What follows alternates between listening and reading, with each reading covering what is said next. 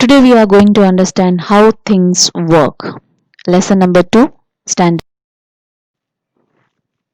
Activity 1. Here it is given image of a car mirror. New words. Before beginning this task, make sure that you understand the words and meaning in how does it do that.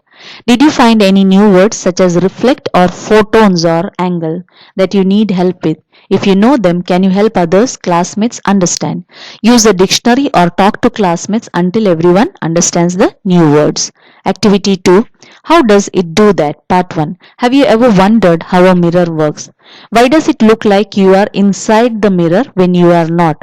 Why does it look backwards? How can the mirror make something looks bigger? So these are the things going right in the writer's mind and also in our mind, that how when we are standing in front of the mirror we feel that we are as if we are inside the mirror, and how it can look backwards also, and how some things look bigger.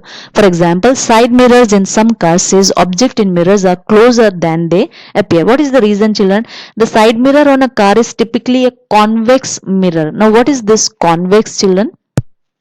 Convex means having an outline or surface curved with the exterior of a circle or sphere. So from the inner part it will be curved or it has a sphere shape. So typically a convex mirror gives an upright though diminished means small image. Also it provides a wider field of view as it is curved outside. The image on a convex mirror is always virtual. Rays haven't actually passed through the image. Their extension do, like in a regular mirror. Diminished and erect. As the object gets closer to the mirror, the image gets larger until reaching approximately the size of the object when it touches the mirror. So actually it is given in the car so that we can get a right judgment when we are driving a car.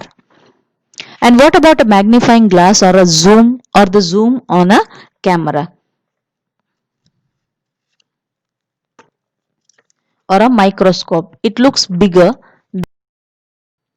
Activity 2. This article begins by asking the question how things work. It asks about mirrors, magnifying glasses, cameras and microscope because all of these things depend on light.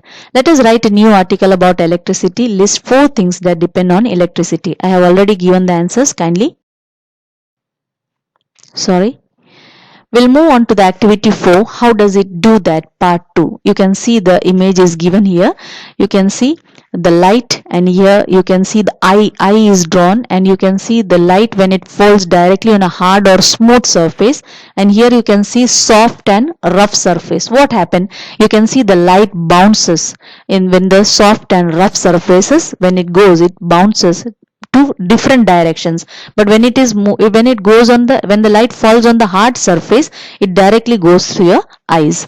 We know that we can only see things when there is light, right? So suppose if you are in a dark room, you will not be able to see anything unless if there is no light. If there is light, you can see everything clearly. Some things like light bulbs and fireflies make their own light, but most things do not. So how do we see them? We see them because they reflect light. So they reflect the light into our eyes so we can see it. Light is energy made of many very tiny parts called photons. So what is photons, children? It is a very tiny parts of light. The photons of light hit things and bounce back just like a ball does. So if you take a ball and if you throw it to your opposite wall, when you throw it, you can see the ball bounce back. Same way, when the light falls on anything, it bounces back. If the things they hit is hard and smooth like a mirror, almost all of the light photons bounce back.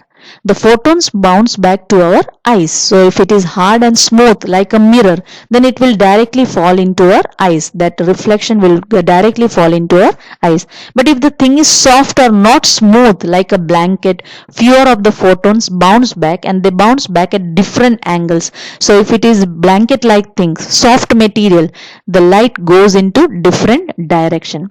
When the bouncing photons enter our eyes, we can see the shape of the things they bounce from. So when they reflect back, suppose you close your eyes and if the light is open, but you cannot see anything because everything is dark. But when you open the eyes, children, if the light bounce back into your eyes, so that is why you can see the different shapes and colors of the thing.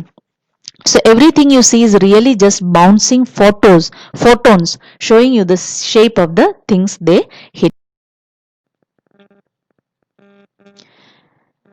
Usually umbrellas keep people dry, but a little girl in Japan invented an umbrella that sprays water on the person who carries it. So one girl has invented an umbrella, and inside the umbrella there is a spray, and it keeps on spraying water when, especially in the summer season when you walk outside, children, you feel very hot, isn't it?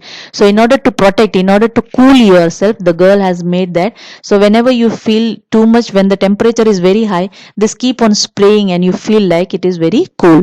People who work outside in the sun like the little girl's idea and buy her raining umbrella. The raining umbrella was invented to solve a problem. What was the problem?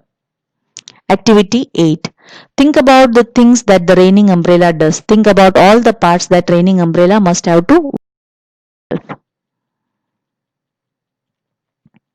Here is also one more activity, children. Write a story about a child who invents something. Share your story with your class. How many inventions did your class invent? This also is a homework. You can do it as a homework.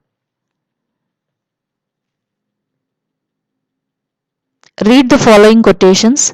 Children, this answers I will give you in the give you as a PDF in the note. So kindly copy down that in your notebook.